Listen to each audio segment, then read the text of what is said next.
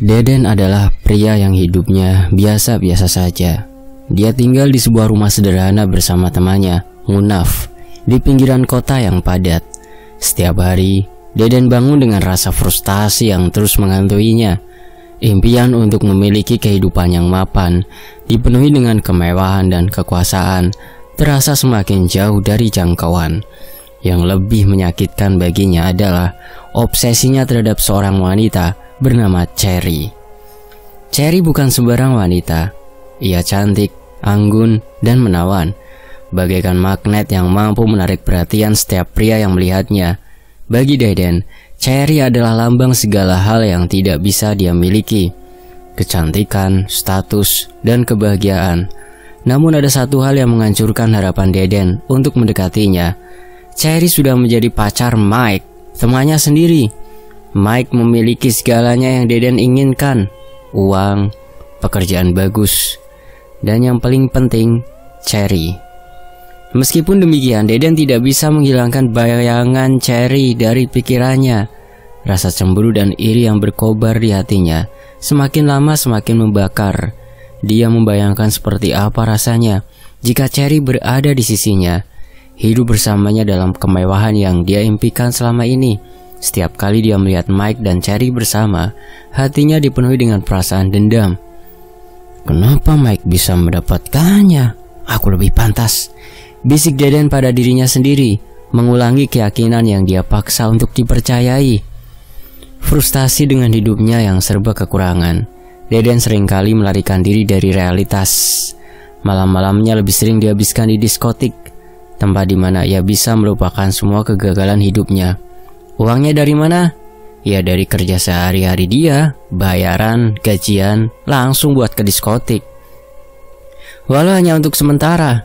Di balik dentuman musik yang memekakan telinga, Deden menenggak minuman keras dengan rakus, seolah-olah cairan memabukkan itu mampu menghapus semua yang sakit di hatinya. Kehidupan malam menjadi pelariannya. Berpesta, menari dengan wanita penghibur, menikmati kesenangan yang cepat dan kosong. Namun di setiap malam yang dilalui dengan pesta, Deden selalu berakhir di tempat yang sama: kesepian, mabuk, dan tenggelam dalam perasaan putus asa yang mendalam. Kekayaan yang ia idamkan terasa semakin jauh, dan cinta Cherry hanyalah ilusi yang tidak pernah bisa ia raih. Tapi Deden bukanlah orang yang mudah menyerah. Semakin dalam frustasinya, semakin kuat pula keinginannya untuk menemukan jalan keluar dari keterpurukan ini. Ia tahu, suatu saat ia harus memilih jalan yang lebih gelap untuk meraih apa yang ia inginkan. Cherry adalah seorang wanita cantik yang berasal dari keluarga yang berada, terhormat, di sebuah kota besar. Kecantikannya dan kepribadiannya yang menawan membuatnya menjadi pusat perhatian banyak pria di sekelilingnya. Ia dikenal sebagai wanita yang elegan, cerdas, dan penuh karisma. Memiliki pesona yang tak tertandingi yang membuat banyak orang terpesona. Cherry lahir di sebuah keluarga kaya yang memiliki latar belakang konglo. Ayahnya, Dr. Hartanto, adalah seorang pengusaha sukses yang dikenal luas karena kepiawaiannya dalam bisnis dan filantropi. Ibunya, Nyonya Hartanto, adalah seorang wanita yang terpelajar dan aktif dalam kegiatan sosial. Cherry dibesarkan dalam lingkungan yang mewah dan penuh kasih sayang, serta menerima pendidikan terbaik di berbagai lembaga bergengsi. Sejak kecil Cherry dikenal sebagai anak yang pintar dan berbakat. Ia melanjutkan pendidikan tinggi di luar negeri dan meraih gelar master di bidang manajemen bisnis. Selama di luar negeri, Cherry tidak hanya berfokus pada studinya, tetapi juga aktif dalam berbagai kegiatan sosial dan seni. Ia dikenal luas karena keterampilannya dalam berbahasa asing, seni tari, dan musik. Semua pencapaian ini menjadikannya sebagai sosok yang sangat diidolakan oleh banyak orang. Apa yang membuat Cherry begitu istimewa adalah kombinasi dari kecantikan fisik dan kepribadiannya yang menawan. Wajahnya yang cantik, dengan mata yang cerah dan senyum yang mempesona, selalu menarik perhatian siapapun yang melihatnya. Selain penampilan fisiknya, Cherry memiliki kepribadian yang karismatik dan empatik. Ia dikenal sebagai seseorang yang ramah, penuh perhatian, dan selalu memiliki kata-kata yang bijaksana untuk orang-orang di sekelilingnya. Cherry juga memiliki daya tarik yang kuat dalam hal mode dan gaya hidup. Ia selalu tampil dengan fashion yang elegan dan berkelas, yang membuatnya menjadi pusat perhatian dalam berbagai acara sosial. Keberadaannya selalu menciptakan suasana yang penuh energi dan positif. Cherry menjalin hubungan dengan Mike, seorang pria yang juga berasal dari keluarga kaya dan berpengaruh. Mike adalah teman baik Deden, dan hubungannya dengan Cherry membuat Deden merasa tertekan dan cemburu. Keberhasilan Mike dalam memenangkan hati Cherry seolah-olah menegaskan betapa jauh Deden dari apa yang dia impikan. Deden yang berasal dari latar belakang yang jauh berbeda dengan Cherry merasa terobsesi oleh keindahan dan kepribadian Cherry.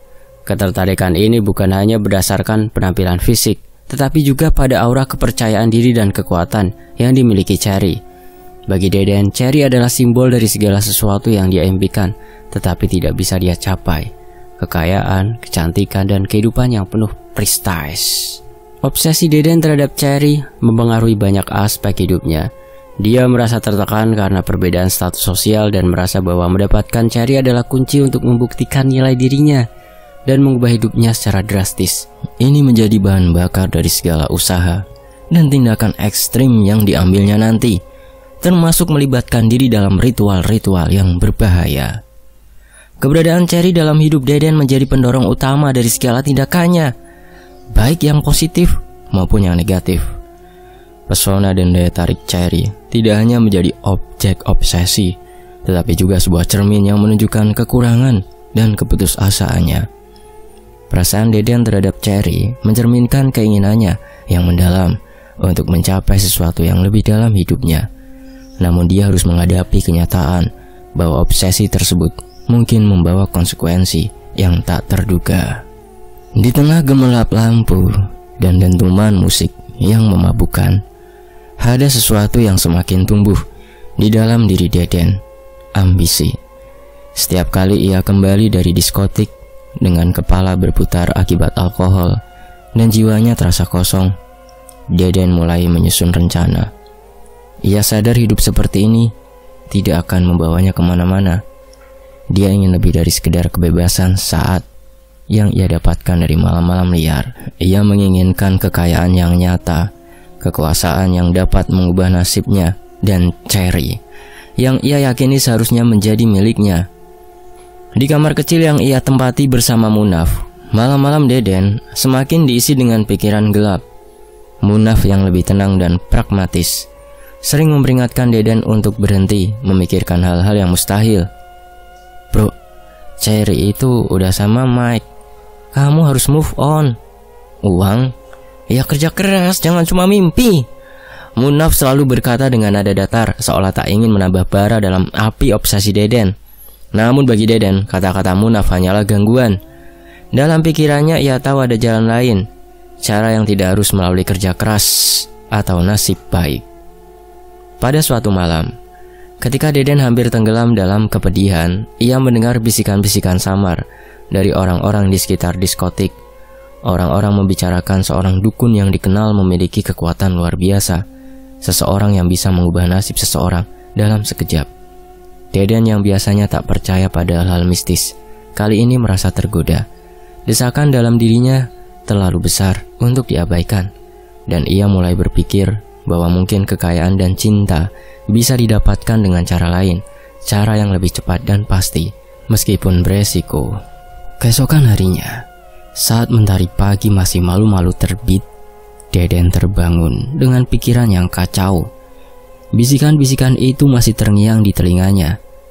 Ia mulai merenungkan semua cerita yang pernah ia dengar tentang orang-orang yang menggunakan kekuatan gelap untuk mendapatkan apa yang mereka inginkan.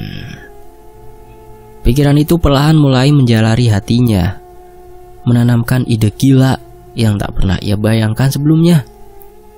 Ketika hari semakin siang, Deden menemui Munaf di meja makan dengan raut wajah yang berbeda dari biasanya. Kali ini ada dorongan yang lebih besar di dalam tatapannya. Munaf, lu pernah dengar nggak soal orang yang bisa bikin hidup kita berubah dalam semalam? Tanyanya tiba-tiba dengan nada suara yang rendah namun penuh arti. Munaf menatapnya dengan kening berkerut. Maksudmu apa? kamu mulai mikirin yang aneh-aneh lagi. Deden tersenyum tipis, seolah sedang menyimpan rahasia besar. Aku udah lelah hidup kayak gini. Aku gak mau cuma jadi orang biasa yang terus kalah sama hidup. Aku pengen lebih. Aku pengen cari. Dan aku pengen sugih. Munaf menggelengkan kepala, merasa khawatir dengan arah pembicaraan temannya. Deden, kamu tahu kan, gak ada yang instan di dunia ini. Semua butuh usaha, kerja keras. Kalau kamu terus nyari jalan pintas, kamu bisa hancur loh. Namun kali ini, Deden tidak mendengarkan. Dia sudah memutuskan, dan obsesi yang mengakar dalam dirinya telah membutakan logikanya. Malam itu, setelah pura-pura tidur, Deden keluar dari rumahnya tanpa sepengetahuan Munaf. Ia menuju ke tempat di mana orang-orang yang terdesak sering datang, mencari cara cepat untuk mengubah hidup mereka. Deden tahu, ini bukan jalan yang baik, tapi dalam pikirannya, ia percaya bahwa semua pengorbanan akan sepadan jika pada akhirnya ia mendapatkan apa yang ia inginkan, kekayaan dan ceri. Dengan langkah yang semakin mantap, Deden memulai perjalanan baru yang akan membawanya pada dunia gelap, penuh misteri, di mana segala keinginannya mungkin bisa tercapai, tapi dia juga tidak sadar bahwa setiap jalan yang ia ambil akan mengarahkannya pada harga yang harus dibayar, harga yang jauh lebih besar dari yang pernah ia bayangkan. Suatu malam, seperti biasa, setelah melewati hari yang penuh dengan kegagalan dan kekecewaan, Deden kembali ke rumah dalam keadaan mabuk berat. Bau alkohol menyelimuti dirinya, dan pandangannya tampak kosong, seolah-olah ia sudah menyerah pada hidupnya yang terus berjalan di tempat. Di kamar sempit yang mereka tempati, Munaf sedang duduk sambil menonton televisi ketika Deden masuk dengan langkah limbung. Tanpa ragu, Deden menjatuhkan tubuhnya di atas kursi usang dan mulai berbicara dengan suara serak. Munaf, aku gak bisa hidup kayak gini terus. Aku harus dapetin ceri, dan aku harus kaya. Kamu ngerti kan? Aku gak sanggup lagi hidup miskin begini. Kalimat-kalimat itu keluar dengan nada putus asa, namun penuh obsesi yang semakin sulit dipadamkan. Munaf melirik Deden, lalu mematikan TV. Dia sudah terbiasa mendengar keluhan temannya itu. Tapi malam ini, ada sesuatu yang berbeda dalam nada suaranya. Sebuah dorongan yang berbahaya. Aku tahu kamu pengen berubah, Den, tapi hidupmu gak bakal tiba-tiba berubah cuma karena kamu mabuk setiap malam dan berharap hal-hal baik datang sendiri. Deden menatap Munaf, tatapannya penuh harap, seolah-olah sahabatnya itu bisa memberi solusi instan. Tapi gimana caranya, Nap? Aku udah usaha, tapi selalu gagal. Gak ada yang berhasil. Munaf menarik nafas panjang, merasa tak tega melihat temannya terpuruk. Dia mengerti bahwa Deden sudah terlalu jauh masuk ke dalam kegelapan obsesinya. Setelah beberapa detik hening, Munaf akhirnya berbicara dengan nada serius. Den, ada satu cara, tapi aku gak yakin kamu bakal setuju. Deden yang tadinya setengah tenggelam dalam mabuk tiba-tiba terjaga. Apa itu? Apa aja aku bakal lakuin kalau itu bisa bikin aku kaya dan dapetin ceri. Munaf menundukkan kepalanya sejenak, tampak ragu. Kamu pernah dengar nama Tante Sun, kan? Nama itu langsung memancing rasa penasaran Deden. Tante Sun? Siapa dia? Tante Sun itu dukun terkenal. Dia tinggal di desa terpencil, jauh di dalam hutan. Banyak orang yang datang ke sana buat minta bantuan, entah itu soal uang, cinta, atau nasib buruk. Aku dengar dia bisa bantu orang dapetin apa yang mereka mau. Tapi kamu tahu, ada harga yang harus dibayar. Mata Deden membesar. Dalam keadaan mabuk dan frustasi, tawaran itu terdengar seperti kesempatan emas. Dukun? Maksudmu aku harus ke sana? Munaf mengangguk pelan. Aku gak nyuruh kamu, Den. Aku cuma ngasih tahu apa yang orang-orang bilang. Tante Sun punya reputasi. Banyak orang yang hidupnya berubah setelah ketemu dia. Tapi kamu harus siap dengan konsekuensinya. Deden menyandarkan tubuhnya ke kursi dan merenung sejenak. Segala sesuatu yang dia impikan terasa begitu jauh. Tetapi mendengar tentang dukun ini membuat pikirannya kembali bergelora. Kalau itu bisa bikin aku dapetin semuanya, aku gak peduli soal konsekuensinya. Aku udah cukup hidup kayak gini. Munaf menggelengkan kepala. Aku harap kamu pikirin ini mateng-mateng. Tante Sun gak main-main, Den. Kalau kamu ngambil jalan ini, mungkin gak ada jalan kembali. Namun Deden sudah terlalu dibutakan oleh hasratnya. Dia menatap Munaf dengan tekad yang bulat. Aku mau ketemu dia. Kamu bisa bawa aku ke sana? Munaf menghela nafas panjang, mengetahui bahwa Deden tidak akan berubah pikiran. Aku bakal membantu kamu. Kita bisa pergi akhir pekan ini. Tapi ingat, Den, apapun yang kamu dapetin dari sana, itu gak gratis. Tante Sun gak akan bantu kamu tanpa ada imbalan. Aku harap kamu siap menerima apa yang bakal terjadi. Dengan anggukan tegas, Deden menyetujui tawaran Munaf tanpa benar-benar memikirkan resikonya. Dalam pikirannya yang terobsesi hanya ada satu tujuan, kekayaan dan Cherry. Dan kali ini dia akan melangkah lebih jauh dari yang pernah ia bayangkan, memasuki dunia mistis yang penuh rahasia gelap dan takdir yang tak terduga. Perjalanan menuju desa terpencil tempat Tante Sun tinggal ternyata tidak semulus yang dibayangkan. Setelah mereka meninggalkan rumah dukun beranak yang mereka temui secara tidak sengaja, mobil yang mereka tumpangi yang sudah tua dan usang mengalami kerusakan parah di tengah hutan. Deden dan Munaf terpaksa harus menunggu dalam kegelapan malam yang pekat, dikelilingi oleh suara alam yang asing dan menakutkan. Beberapa saat setelah mereka keluar dari mobil dan mencoba mencari pertolongan, suasana menjadi semakin mencekam. Hutan yang biasanya sepi tiba-tiba terasa hidup dengan suara-suara yang aneh. Cahaya bulan yang remang-remang seakan-akan menyorot makhluk-makhluk halus di sekeliling mereka. Tiba-tiba mereka melihat sosok putih melayang-layang di antara pepohonan. Pocong makhluk dengan kain kafan dan sundel bolong. Wanita dengan rambut terurai dan tanpa kaki muncul menghantui mereka. Ketakutan melanda dan tanpa bisa mengendalikan diri, Deden dan Munaf pingsan karena teror yang tak tertahan. Ketika mereka sadar, mereka mendapati diri mereka berada di dalam sebuah rumah kecil yang tampaknya sudah sangat tua. Di sekeliling mereka terdapat berbagai benda aneh dan simbol-simbol mistis. Tante Sun, dukun yang mereka cari, duduk di depan mereka dengan tatapan tajam dan penuh misteri. Tante Sun, Deden memulai dengan nada penuh harap setelah mereka berhasil bangkit. Kami datang untuk meminta bantuan. Saya ingin kaya raya dan mendapatkan hati dari wanita yang saya incar. Tante Sun memandang Deden dengan mata tajamnya yang penuh misteri. Kalian telah mengganggu dunia yang tidak seharusnya kalian sentuh, katanya dengan suara serak. Tapi jika kalian benar-benar ingin memenuhi hasrat kalian, maka ada harga yang harus dibayar. Tidak ada yang gratis dalam dunia ini. Deden dan Munaf saling bertukar tatapan, jelas merasakan beban yang ada di depan mereka. Apa yang harus kami lakukan, Tante? Tanya Deden dengan nada putus asa. Tante Sun mulai menjelaskan dengan serius. Untuk mendapatkan kekayaan dan cinta yang kalian inginkan, ada 3 syarat yang harus kalian penuhi. Ini bukan hal yang mudah dan konsekuensinya bisa sangat berat. Deden menelan ludah, menyiapkan diri untuk mendengar syarat-syarat tersebut. Tante Sun melanjutkan.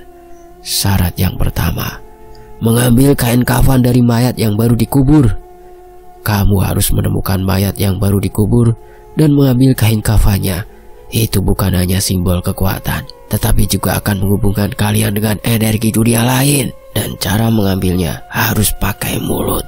Dan setelah diambil, ditaruh di mulut, lalu pulangnya harus berjalan mundur. Yang kedua, mencuri celana dalam perawan. Kalian harus mencuri celana dalam dari seorang perawan. Ini adalah elemen penting dari ritual yang akan menandai keinginan kalian dengan kekuatan mistis. Yang ketiga, mendapatkan rambut dari seorang pemimpin. Yang terakhir, kalian harus mendapatkan selai rambut dari pimpinan desa. Rambut ini akan menjadi kunci untuk mengikat kekuatan yang kalian cari. Deden terdiam sejenak, meresapi setiap syarat yang diberikan Tante Sun. Rasa takut dan keraguan mulai menyelinap ke dalam pikirannya. Tapi obsesi dan hasratnya untuk memiliki kekayaan dan Cherry lebih kuat daripada rasa takutnya. Saya akan melakukan apa saja. Berapa lama waktu yang kami miliki untuk memenuhi syarat-syarat ini? Tante Sun memandang mereka dengan tatapan yang menandakan bahwa perjalanan mereka baru saja dimulai. Waktu bukanlah hal utama. Yang penting adalah kesungguhan dan keberanian kalian. Jika kalian gagal, konsekuensinya akan sangat berat. Dan ingat, setiap tindakan kalian akan mempengaruhi nasib kalian selanjutnya. Dengan itu, Tante Sun memberi mereka waktu untuk berpikir dan mempersiapkan diri.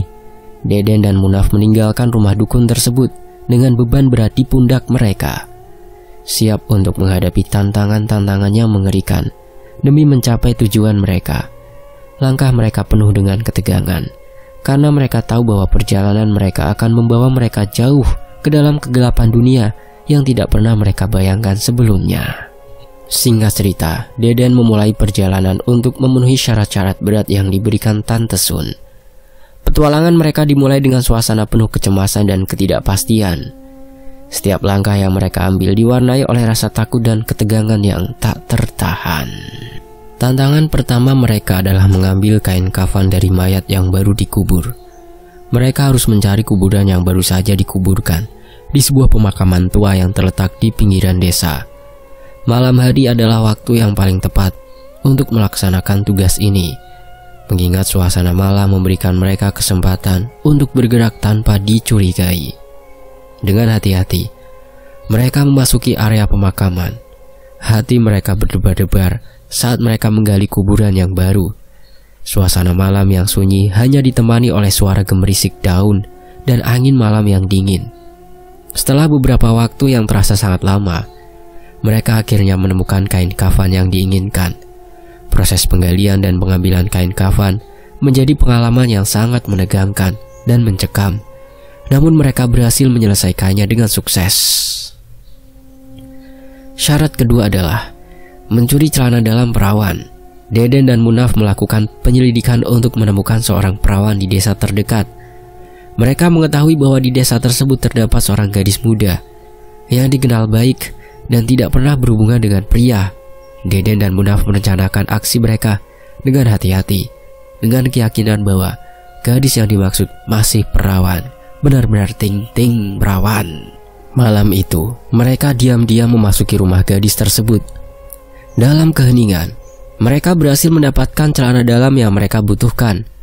Meskipun tindakan mereka penuh dengan kecemasan dan rasa bersalah, mereka berhasil membawa pulang barang tersebut. Syarat terakhir adalah mendapatkan selai rambut dari pemimpin desa atau lurah. Mereka memutuskan untuk melaksanakan tugas ini dengan cara yang paling hati-hati. Deden dan Munaf mengikuti pemimpin desa ke sebuah acara di balai desa. Dalam kesempatan itu, mereka harus mencari cara untuk mendapatkan selai rambut tanpa mencurigakan. Dengan beberapa trik licik dan penggunaan kesempatan, mereka berhasil memotong selai rambut dari pemimpin desa tanpa terdeteksi. Keberhasilan ini membuat mereka merasa lebih dekat dengan tujuan mereka. Setelah semua syarat berhasil dipenuhi, Deden dan Munaf kembali ke rumah Tante Sun untuk memulai ritual dengan penuh harapan. Mereka memasuki rumah dukun tersebut, siap untuk menyelesaikan ritual dan mencapai tujuan mereka. Namun, saat mereka mempersiapkan semua bahan ritual, tragedi yang tak terduga terjadi. Tante Sun yang tampaknya sudah siap untuk melaksanakan ritual, tiba-tiba jatuh ke dalam sumur tua di halaman belakang rumahnya. Kejadian ini sangat mengejutkan dan mengerikan. Meskipun Deden dan Munaf berusaha untuk menyelamatkan Tante Sun, usaha mereka sia-sia. Tante Sun meninggal dunia secara tiba-tiba. Kematian Tante Sun menjadi pukulan telak bagi Deden dan Munaf. Ritual yang sudah mereka persiapkan dengan susah payah terhenti di tengah jalan. Dengan kepergian Tante Sun, mereka tidak hanya kehilangan harapan untuk mendapatkan kekayaan dan cinta Cherry, tetapi juga terjebak dalam situasi yang semakin membingungkan dan menakutkan. Deden dan Munaf merasa tertekan dan terjebak dalam kegelapan, menyadari bahwa mereka mungkin telah terjerat dalam sesuatu yang lebih besar dan lebih berbahaya daripada yang mereka bayangkan. Mereka harus menghadapi kenyataan pahit bahwa impian mereka mungkin tidak akan pernah tercapai, dan Deden khususnya mungkin terjebak dalam konsekuensi dari tindakan mereka yang penuh resiko. Deden dalam keadaan panik dan putus asa setelah kematian Tante Sun melarikan diri dari rumah dukun dan meninggalkan Munaf di belakang.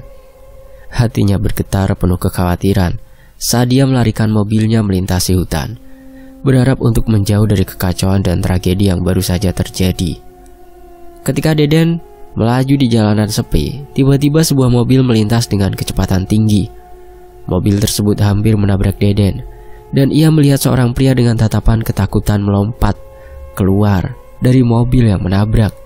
Tanpa berpikir panjang, pria itu melemparkan sebuah tas ke dalam mobil Deden dan melarikan diri ke arah hutan. Di belakang, sirine polisi semakin dekat, menambah kecemasan Deden. Dengan penasaran dan sedikit kekhawatiran, Deden memeriksa tas tersebut. Dalam tas itu, ia menemukan sejumlah uang tunai yang sangat banyak, perhiasan, dan barang berharga lainnya, semua hasil rampokan. Keberuntungan tampaknya berpihak padanya untuk pertama kalinya, dan Deden merasa seolah-olah semua impiannya untuk menjadi kaya raya tiba-tiba menjadi kenyataan. Namun, kebahagiaan Deden tidak bertahan lama. Kehidupan barunya yang penuh kekayaan ternyata diwarnai oleh gangguan yang tak terduga. Deden mulai merasakan kehadiran yang aneh dan menakutkan di sekelilingnya. Suara-suara berisik dan penampakan bayangan gelap menghantui. Malam-malamnya, Sundel Bolong, makhluk astral yang sebelumnya mengintai dalam ritual, mulai menghantui kehidupan Deden. Sundel Bolong dengan penampilan menyeramkan dan haus akan balas dendam muncul di berbagai tempat sekitar rumah Deden, menuntut bayaran atas kekayaan yang diperolehnya secara tidak sah. Tindakan ini menyebabkan ketidaknyamanan dan ketakutan mendalam dalam diri Deden. Ia merasa hidupnya tidak lagi aman dan tenang, dengan ketidakstabilan emosional yang semakin parah. Selain itu, Deden juga mulai dihantui oleh arwah perampok yang terbunuh oleh polisi. Arwah tersebut tampaknya sangat marah dan tidak bisa tenang, dan mulai muncul dalam mimpi-mimpi Deden. Dalam mimpi-mimpi itu, arwah perampok seringkali menuntut balas dendam dengan menunjukkan kemarahan yang menyala-nyala. Rasa bersalah dan ketidakmampuan Deden untuk melepaskan diri dari pengaruh supranatural ini semakin menambah penderitaannya. Ketidakstabilan mental dan emosional Deden semakin memburuk. Ia tidak bisa tidur nyenyak, seringkali terbangun karena teror dari Sundel Bolong dan arwah perampok. Hidupnya yang awalnya penuh harapan dan ambisi kini berubah menjadi mimpi buruk yang tiada akhir. Dalam upayanya untuk mencari perlindungan, Deden mencoba untuk menjual barang-barang hasil rampokan. Tetapi setiap kali ia melakukan transaksi, dia merasa seperti ada sesuatu yang mengawasi dan menghukumnya. Ketika ia mencoba untuk kembali ke kehidupannya yang lebih normal, rasa ketidakpastian dan ancaman supranatural semakin mendalam, membuatnya merasa terjebak dalam lingkaran malapetaka yang tak berujung. Deden dan Munaf yang pada awalnya hanya berniat mencari kekayaan dan cinta, kini terjebak dalam situasi yang sangat menakutkan. Mereka harus menghadapi kenyataan bahwa ambisi mereka telah memicu rangkaian peristiwa yang tidak dapat mereka kendalikan, dan mereka harus mencari cara untuk menebus kesalahan mereka sebelum semuanya terlambat, khususnya si Deden ini. Deden dalam keadaan panik dan putus asa setelah kematian Tante Sun saat itu melarikan diri dari rumah dukun dan meninggalkan Munaf di belakang. Hatinya bergetar penuh kekhawatiran saat dia melarikan mobilnya melintasi hutan, berharap untuk menjauh dari kekacauan dan tragedi yang baru saja terjadi. Sementara itu, efek dari pengambilan kain kafan. Ya, makhluk yang tak sengaja mengikuti Deden karena efek mengambil kain kafan itu, Sundel Bolong, yang tampaknya memiliki kekuatan untuk muncul di dimensi lain, mulai menampakkan diri dalam berbagai bentuk, mulai dari sosok samar di cermin hingga suara mengerikan di tengah malam. Di dalam rumahnya, Deden sering menemukan jejak kaki kotor dan benda-benda yang bergerak tanpa penjelasan. Tiap kali ia mencoba untuk tidur, Sundel Bolong muncul dalam mimpi-mimpinya dengan tatapan penuh kebencian, membangunkan Deden dengan ketakutan yang menghimpit. Kehidupan sehari-hari Deden menjadi semakin sulit. Ia tidak bisa berkonsentrasi pada pekerjaannya karena terus-menerus merasa diperhatikan dan diteror. Bahkan saat berada di keramaian, ia merasa semua orang memperhatikannya dengan cara yang mengganggu. Suasana hati dan kesehatan mental Deden semakin memburuk, dan ia mulai mengisolasi diri dari teman-temannya dan menghindari tempat-tempat yang membuatnya terasa terancam. Setelah mengalami penderitaan yang berkepanjangan dan ketidaktenangan yang mengganggu hidupnya, Deden akhirnya menyadari bahwa dia tidak bisa mengatasi gangguan-gangguan gaib yang menimpanya sendirian. Keputusasaannya mendorongnya untuk mencari pertolongan dari orang yang dianggap memiliki pengetahuan dan kemampuan dalam mengatasi masalah mistis. Dia memutuskan untuk mencari bantuan dari seorang ahli spiritual yang dikenal memiliki keahlian dalam menangani gangguan makhluk halus dan ritual hitam. Deden memulai pencariannya dengan bertanya-tanya kepada orang-orang di sekelilingnya dan melakukan penelusuran tentang orang pintar yang dapat membantunya. Setelah beberapa waktu, dia menemukan seorang ahli spiritual bernama Ki Adi, seorang dukun terkemuka yang dikenal di kalangan masyarakat sebagai seseorang yang dapat menangani masalah gaib dengan keahlian tinggi. Deden menghubungi Ki Adi dan menjelaskan semua yang telah terjadi, mulai dari ritual yang gagal hingga gangguan dari sundel bolong dan arwah perampok. Dengan harapan yang tinggi, Deden mengunjungi rumah Ki Adi yang terletak di pinggiran kota, jauh dari keramaian. Rumah Ki Adi dikelilingi oleh taman yang asri dan suasana yang tenang. Ki Adi, seorang pria tua dengan tatapan yang penuh kebijaksanaan dan aura mistis, menyambut Deden dengan sikap ramah namun penuh wibawa. Deden menjelaskan semua peristiwa yang telah dia alami, mulai dari ritual dengan Tante Sun hingga gangguan yang muncul setelahnya. Ki Adi mendengarkan dengan seksama dan kemudian memulai ritual pemeriksaan energi. Dia menggunakan berbagai alat dan ramuan untuk memeriksa kondisi spiritual Deden. Setelah pemeriksaan, Ki Adi memberitahu Deden bahwa dia memang terkena gangguan dari makhluk halus yang sangat kuat, dan kekayaan yang didapatkannya juga menjadi magnet bagi energi negatif. Ki Adi menjelaskan bahwa gangguan tersebut bukan hanya dari sundel bolong, tetapi juga ada campur tangan dari arwah yang marah dan belum tenang. Ki Adi kemudian menawarkan solusi untuk mengatasi gangguan tersebut. Ritual yang diusulkan melibatkan beberapa tahap yang harus dilalui Deden. Pertama, Deden harus melakukan pembersihan spiritual diri dengan mandi dalam ramuan khusus yang dibuat oleh Ki Adi. Ramuan ini terdiri dari berbagai bahan alami dan mantra yang dipercaya dapat membersihkan energi negatif yang melekat pada tubuh Deden. Selanjutnya, Ki Adi melakukan ritual penangkal di rumah Deden. Ritual ini melibatkan pembakaran kemenyan, penggunaan lilin dengan doa-doa tertentu, dan penempatan benda-benda pelindung di berbagai sudut rumah. Ki Adi juga melakukan ritual untuk menenangkan arwah perampok dengan mengadakan sesi pemanggilan dan permohonan maaf atas kematian yang tidak adil. Walaupun Deden mengikuti semua instruksi dengan seksama, gangguan gaib tidak serta-merta segera menghilang. Sundel bolong dan arwah perampok masih terus mengganggu dan membuat Deden merasa tertekan. Ki Adi menjelaskan bahwa proses penyembuhan mungkin memerlukan waktu dan usaha tambahan, serta memerlukan perubahan dalam sikap dan perilaku Deden. Deden harus benar-benar memperbaiki niatnya dan meninggalkan segala bentuk ambisi yang dapat mengundang energi negatif. Deden mulai menyadari bahwa kekayaan dan ambisi yang berlebihan telah membawa banyak masalah dan penderitaan dalam hidupnya. Yang paling simpel, terima apa adanya hidup saat ini, sekarang ini, saat ini, nikmati. Tak usah pikiran kita meloncat ke belakang, ke depan. Saat ini yang kita pikirkan sekarang ya nikmati. Tak usah menghayal, tak usah memikirkan sesuatu yang berlebihan dan melampaui batas. Itulah orang yang melampaui batas dalam pikirannya, kesana mengawang-awang. Deden memutuskan untuk mengikuti nasihat Ki Adi dengan lebih serius dan mulai menjalani hidup yang lebih sederhana dan penuh rasa syukur. Dengan dukungan Ki Adi, Deden berusaha memperbaiki hubungan dengan orang-orang di sekelilingnya dan menghadapi masalah dengan cara yang lebih bijaksana. Melalui proses ini, Deden belajar bahwa kekayaan dan ambisi yang tidak terkendali dapat membawa dampak yang merugikan. Dan kadang-kadang, jalan menuju penyelesaian masalah tidak hanya melibatkan tindakan fisik, tetapi juga perubahan dalam diri sendiri. Deden mulai melihat kehidupan dari sudut pandang yang berbeda dan berharap untuk menemukan kedamaian yang telah lama hilang.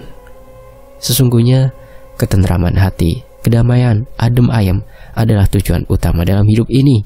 Tak usahlah kita memandang orang yang kaya raya, biarkan dia menjalani kehidupannya dan kita fokus pada diri sendiri. Kita syukuri apa yang kita terima saat ini, sekarang ini, detik ini.